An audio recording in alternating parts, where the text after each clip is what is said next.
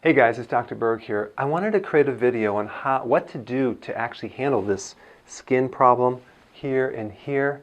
There are things that you can do, but there's some mistakes that people make.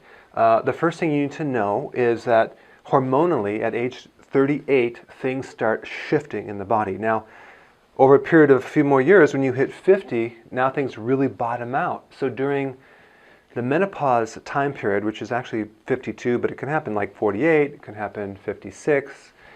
Hormonally, the ovaries stop working, okay? So there's a backup organ, and the backup organ is the adrenals on top of the kidney. You have two of them. And so you have this huge shift from ovarian hormones to adrenal hormones, okay? If there's any problem with those adrenals before menopause, everything is magnified. You get hot flashes, you have bone loss, you have a lot of loose skin, things like that.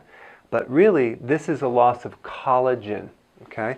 And that comes from a loss of certain hormones. So I'm going to explain what hormones. All of these hormones decrease during menopause. Testosterone, which is more lean body mass. DHEA, that's an anti-stress hormone. That's kind of like a pre-hormone that gives you all the other hormones, and it's made by the adrenal gland. And then you have estrogen, that goes down, and estrogen controls the fertility and the menstrual cycle and all that. And then progesterone. Progesterone also goes down. That also is involved in the second half of the menstrual cycle. And estrogen and progesterone work together. So when one goes down, they should be in certain ratios. So when women are after menopause, they're considered estrogen dominant, which is kind of weird because it goes down. What they mean is the relative ratio of estrogen to progesterone is off. So even though estrogen goes down a little bit, progesterone really goes down low. So that would create a situation when you're estrogen dominant. Very similar to if you were to like take, sodium and salt and potassium. They work together. So if you have too much salt and not enough potassium, you get fluid retention. But if you have, what you can do is you can lower salt, but you can also raise potassium and get rid of the fluid that way, instead of just avoiding the salt. So in other words, there's just ratios that you have to look at, okay, and these work together. But the big one that really messes people up and that's responsible for the loose skin is this growth hormone. It's called human growth hormone.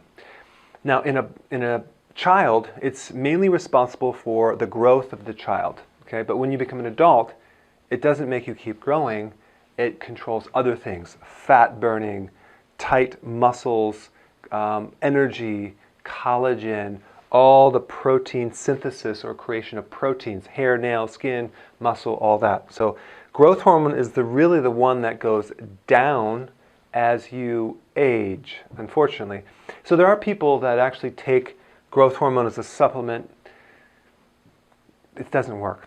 Unless you're injected by an actual growth hormone, a synthetic growth hormone, that will work, and that will actually help with your weight loss, lean body mass, and it's an anti-aging thing, but it has some slight minor side effects. It's very expensive. It's like $15,000 for every 6 weeks, okay? And then number two, if you take it over a period of time, your own glands shut down and you become dependent on it, and then you have to take more, and you get side effects like diabetes. So there's a lot of problems with taking hormones, and that's why I would only recommend taking it as the last resort.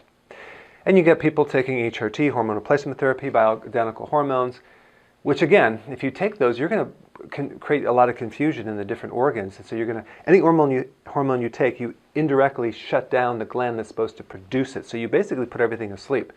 Same thing with the thyroid. You take it over a period of time, and then the thyroid doesn't have to produce anymore. Okay.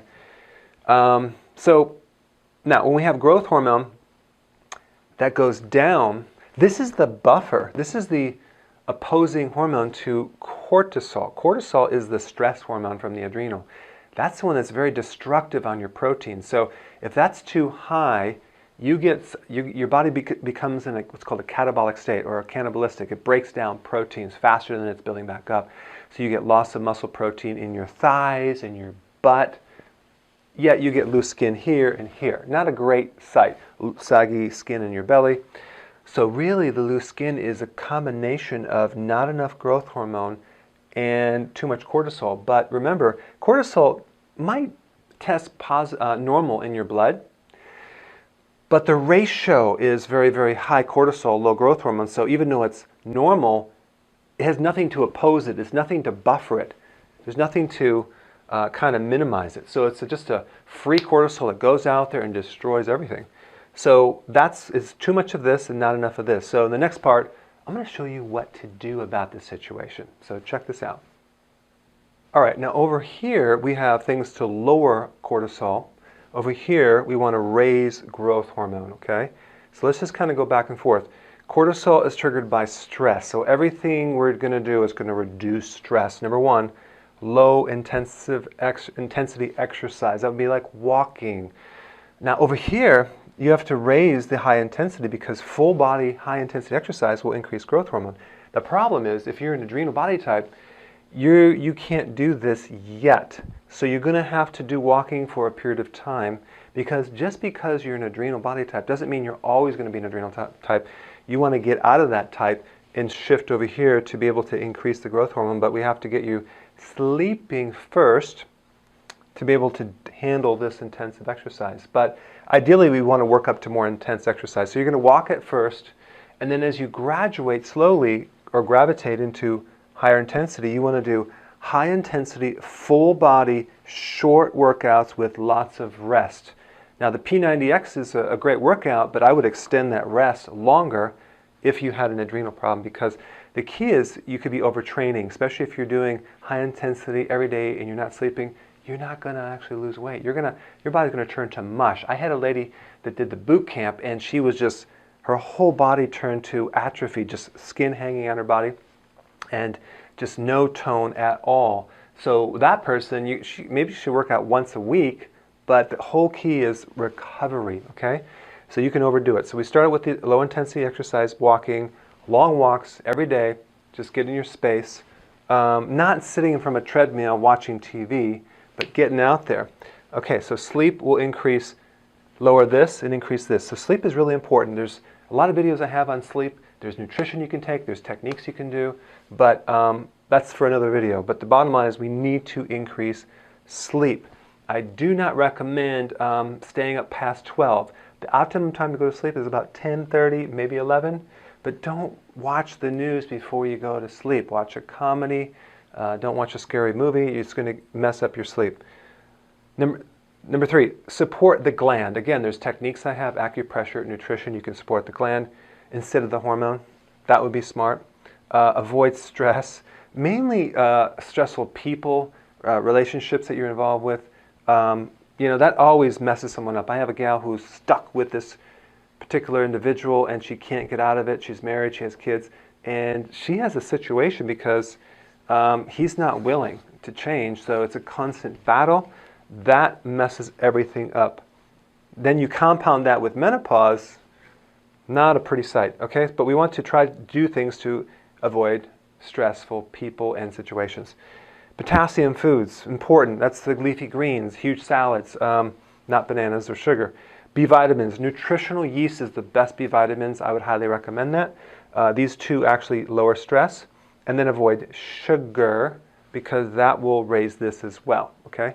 Now over here, intense exercise, sleeping, protein does trigger growth hormone, but not a lot. If you have too much, it'll increase insulin, which will inhibit this. So we want just a little bit, maybe 3 to 4 ounces each meal. But we need some protein. If you're a vegetarian and you don't have the density of protein, it's very difficult to stimulate growth hormone. Okay, animal meat or animal products is the best for this, but just small amounts. Okay, intermittent fasting. Now with this one, it's not necessarily you have to fast for days, but you don't. If you actually eat all these snacks between the meals, that's messing up the liver, and that keeps the liver overworking all the time. If you did 3 meals a day and no snacks, that would be intermittent fasting, okay? That's what I consider intermittent fasting. Even if you did breakfast and then a good lunch and you didn't eat anything after that, that would be intermittent fasting. That will increase growth hormone. But if you're snacking and grazing, yeah. Why? Because the liver is where the growth hormone works through. So that liver is the hub, and that's connected to the digestion. So anything that is a strain on the digestion will slow the liver and slow this hormone. So if you have constipation, for example, or bloatedness or a gallbladder problem, it's going to be hard to raise this because growth hormone comes from the brain, goes right through there, and doesn't always work. And then the next one is the decreased cortisol. Fixing this and avoiding sugar again will also improve these. So these are kind of the basic things that I look at if a person wants to tighten up their skin and lose weight. I'm going to look at all these things. I'm going to find out which one can we implement that they're not already doing. I'm going to look for ways that I can improve things they're doing but make it better. And these are a kind of a good flow chart that you can use to tighten things up. And you'll see over the next months the skin will start coming back and the collagen will start coming back. One last thing, and that has to do with digestion. If your stomach is not strong enough as far as the acidity, and the way you know that it's not strong enough is you get indigestion, bloating, acid reflux, GERD. That means you don't have enough acid. Watch my videos on that. Then you can't break down the collagen or the protein to be able to assimilate and pull it into your skin. That could be a reason why you have loose skin too, because you're just not digesting it. So if that's the situation, you can take something to acidify the stomach and really pull in that collagen into the cells to allow your skin, nails, hair, collagen to come back. And a really acidic stomach will allow you to absorb the minerals too, especially the trace minerals.